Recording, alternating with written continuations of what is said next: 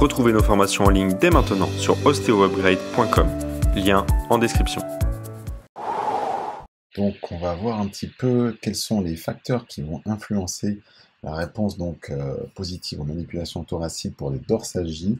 Et en fait, ce qu'on voit dans cette étude de 2022, c'est que c'est pas tant la technique qu'on va utiliser ou la force ou ce genre de choses, mais finalement, c'est avant tout le confort durant la manipulation qui va compter. Et ainsi aussi, bien sûr, mais ça paraît dans toutes les techniques, dans toutes les thérapies, les attentes positives des patients vers la manipulation. Mais ce qu'on voit, c'est qu'il n'y a pas de dosage spécifique par rapport donc, à la force, à la fréquence des manipulations, à la fréquence des traitements. Ce qu'on sait, c'est que c'est vraiment le confort et les attentes.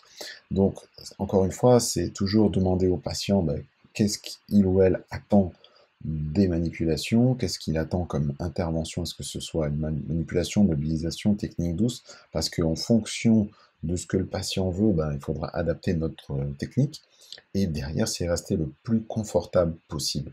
Donc là, c'est quelque chose de assez puissant pour nous en termes d'information, c'est vraiment retenir que la manipulation doit être le plus confortable possible.